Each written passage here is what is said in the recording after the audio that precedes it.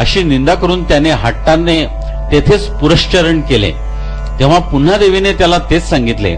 मात्र तो गाणगापुरात श्री गुरूंना भेटण्यासाठी गेला. गुरु मठात आले. त्यांना तो शरण गेला. श्री गुरूंना त्याची पूर्व आराधना कळलेली होती. ते म्हणाले, देवीना सोडून या सामान्य माणसाकडे कसा आलास? तेव्हा परम लीनतेने त्याने स्वामी पुढे लोटांगण घातले व विनविण्या केल्या. तेव्हा सोमनाथ नावाच्या शिष्याला बोलवून स्वामींनी त्याला नदीवर स्नान घालण्यास सांगितले.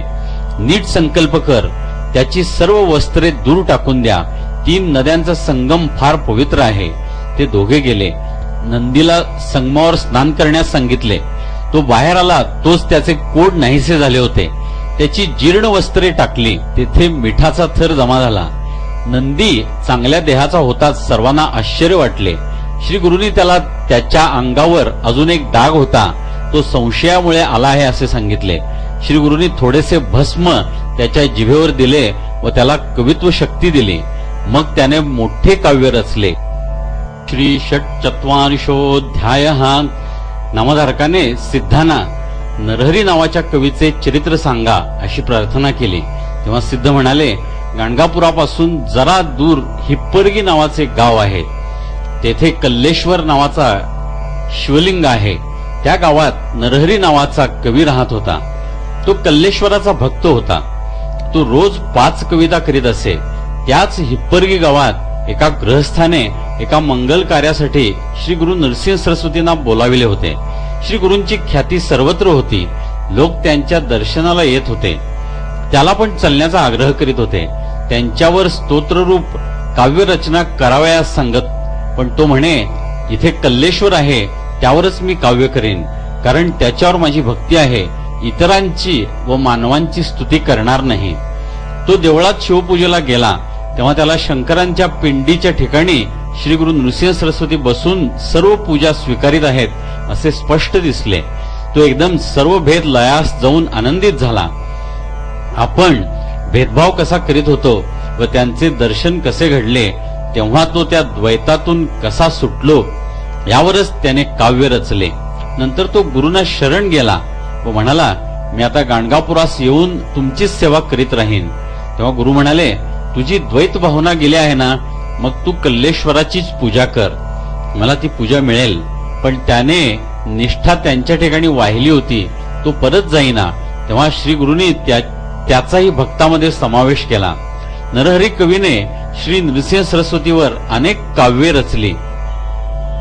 अथ सप्तचत्वारिंशोऽध्याय. सिद्ध जेवढ्या गोष्टी सांगत होते तेवढी नामधारकाची उत्कंठा वाढतच होती. त्यांच्याबद्दल अतीव आदर व भक्ती त्याच्या अंतःकरणात वसत होती. त्यांच्या अद्भुत लीला ऐकण्यात त्याला अर्थातच फार गोडी वाटत होती. तो जीवाचे कान करून ऐकत होता. सिद्ध म्हणाले, गाणगापुरास श्री गुरु असताना दिवाळी आली. त्यांचे अनेक शिष्य त्यांना भेटावयास आले. ते वेगवेगळ्या गावाहून आले होते. 7 शिष्यांनी त्यांना दिवाळी म्हणून घरी बोलाविले. मी एकटा एवढ्या गावी एकाच वेळी कसा येणार, तुम्हीच काय ते ठरवा असे श्री गुरु म्हणाले. तुम्ही सांगाल तसे मी करीन. यावर अनेक शिष्यांचा आपसात वादविवाद झाला. त्यात प्रेमाची चढाओढ होती. ते गुरुंना म्हणाले, आम्ही कोणी कमी किंवा जास्त लाडके आहोत असा भेदभाव न करता स्वामींनी सर्वांवर सारखीच कृपा करावी. एवढे मात्र खरे की आमची उपेक्षा केलीत तर आम्ही गंगेत जीव देऊ. तेव्हा गुरुंनी त्यांना आश्वासन दिले, मी सर्वांच्या घरी येतो. मग तर झाले. तेव्हा जरी भक्तांना त्यांचा विश्वास वाटला नाही तरी ते आपापल्या घरी निघून गेले. तेव्हा मठातले शिष्य त्यांना म्हणाले, तुम्ही आम्हाला सोडून जाऊ नका. स्वामींनी त्यांनाही आश्वासन दिले, मी इथेच राहीन. दिवाळीची त्रयोदशी आली. श्री गुरूंनी 8 रुपये धारण केले. एका जागीच राहिले व 7 रुपयांनी ते साथी भक्ताकडे गेले. कार्तिकी पौर्णिमेला भक्त पुन्हा मठात आले व दिवाळीत गुरु आपणाकडे आले होते, ही पहा त्यांनी दिलेली वस्तू म्हणून एकमेकांना दाखवू लागले. ते मठातच होते असे मठस्थानी सांगितले. तेव्हा गुरूंचे योग सामर्थ्य व प्रेम याची सर्वांना प्रचिती आली. अथ अष्टचत्वारिंशोऽध्याय. सिद्ध म्हणाले, श्री गुरु स्नानासाठी संगमावर जात होते. तेव्हा रोज एक शेतकरी मार्गात त्यांच्या चरणी वंदन करी व भक्तिभावाने त्यांना नमस्कार करी, पण काही मागत नसे. पुष्कळ दिवस असे चालले होते. एक दिवस स्वामींनी त्याला विचारले, तू रोज मला नमस्कार करतोस, तर तुझ्या मनात काही इच्छा असतील तर सांग. तो म्हणाला, तुमच्या कृपेने माझ्या शेतात चांगले पीक येते, तर एकदा तरी माझ्या शेतावर कृपादृष्टी टाकावी. श्री गुरुंनी त्याच्या इच्छेला मान देऊन त्याच्या शेतावर कृपादृष्टी वळविली. ते म्हणाले, तू जर माझे सांगणे जसेच्या तसे ऐकशील तर त्यात तुझा खूप लाभ होईल, पण कोणत्याही शंका धरू नको. शेतकरी हो म्हणाला. तेव्हा ते त्याला म्हणाले, मी स्नान करून परत येईपर्यंत तू तुझे सर्व पीक कापून टाक. शेतकऱ्याचा एवढा विश्वास होता की त्याने काही लोकांच्या मदतीने उभे पीक कापून काढले. सारा वसुलीच्या अधिकाऱ्याला त्याने वचन दिले, मी यावर्षी दुप्पट धान्य भरीन. त्याच्या पत्नीने व मुलाने त्याला अडविले. तेव्हा त्याने त्यांना हाकलून घरी पाठविले. गावातील लोकांचेही त्याने ऐकले नाही. एका आठवड्याने अचानक जोराचे वादळ झाले. पाऊस पडून लोकांचे सर्व पीक नष्ट झाले. याच्या शेतात मात्र पिकाच्या कापलेल्या बुंध्यांना 11 फुटवे आले. कितीतरी पट पीक नंतर योग्य वेळी मिळाले. त्याने सरकारात योग्य तो सारा भरला. गावातही लोकांना धान्य दिले. शेतात पांडव पूजा करून तो कुटुंबासह गुरूंच्या दर्शनाला गेला. तुझ्या घरी अखंड लक्ष्मी नांदेल व तू पुत्र पौत्रांसह सुखी होशील असा आशीर्वाद गुरूंनी त्याला दिला. या अध्यायात श्रद्धेची फार मोठी कसोटी वर्णन केली आहे. अथ 49तमोऽध्याय. अशा गोष्टी ऐकताना परम भाविक असा नामधारक फार मग्न होऊन जात होता. सिद्ध त्याला म्हणाले, श्री गुरु गाणगापुरास राहत होते, कारण त्या स्थानाचे महिमानच तसे होते.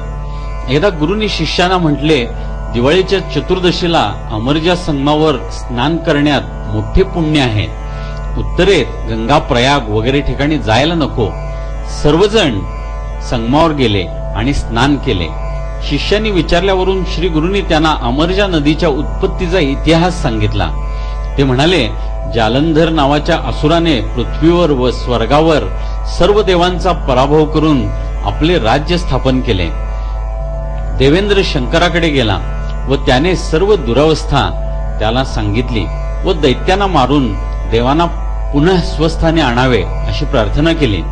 महादेवाने इंद्राजवळ अमृताचा कलश दिला व सांगितले, याने सर्व देव पुन्हा जिवंत होतील. याप्रमाणे इंद्राने सर्व देवांना अमृत सिंचनाने उठविले व जे अमृत घटात उरले होते ते अचानक भूमीवर सांडले. त्यातून ही अमरजा नदी उत्पन्न झाली. या नदीच्या स्नानाने सर्व अनिष्ट दूर होते, सर्व कामना पूर्ण होतात. जेथे तिचा भगीरथीशी संगम होतो तेथे आणखीन एक नदी येऊन मिळते. म्हणून या 3 नद्यांचे 6 किनारे असे तेथे अष्टतीर्थे आहेत असे सांगून प्रत्येक तीर्थाचा दर्शन विधी, स्नान विधी गुरूंनी सांगितला. त्याप्रमाणे गुरुसह शिष्यवर्गाने या दक्षिण प्रयागात त्रिवेणीत व 8ही देवस्थानात यथाविधी दर्शने घेतली व स्नाने केली. श्री नृसिंह सरस्वतींची पूर्वाश्रमीची भगिनी रत्नाबाई ही स्वामींना भेटली.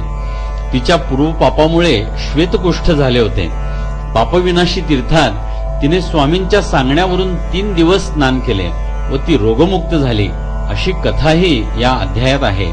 सिद्धाने स्वतः पाहिलेले वर्णन तो नामधारकाला सांगत होता. अथ 50तमोऽध्याय. सिद्ध मुनी पुढे कथा सांगू लागले. नामधारका, यापूर्वी एका रजकाला राजवैभव हवे होते. ते त्याला पुढील जन्मी मिळेल असे गुरूंनी सांगितले होते. त्या रजकाला यवन राजा म्हणून जन्म मिळाला. त्याची कथा मी सांगतो. तो राजा परम न्यायी होता. सर्वाभूती अल्लाह आहे व हिंदूंच्या मताप्रमाणे सर्वाभूती परमेश्वर आहे असे एकच मत असताना कोणी कोणाचा द्वेष करू नये असे तो सांगत असे व विप्रांचाही मौलवीप्रमाणे सत्कार करी. पुढे त्याला मांडीवर एक फोड झाला. तो असाध्य होता. अनेक उपाय झाले पण तो फोड काही बरा होत नव्हता. त्याला विप्राने सांगितले की तू पापविनाशी तीर्थात स्नान कर, सत्पुरुषाची सेवा कर. तेव्हा श्रद्धाळू अशा त्या राजाने त्याप्रमाणे स्नान केले. तेथे त्याला एक यती भेटला व म्हणाला, राजा, तुला एक महान सत्पुरुष भेटेल तेव्हा तुझा फोड बरा होईल. सत्पुरुषांच्या संगतीचे महात्म्य सांगणारी एक कथा म्हणजे सुमती व तिचा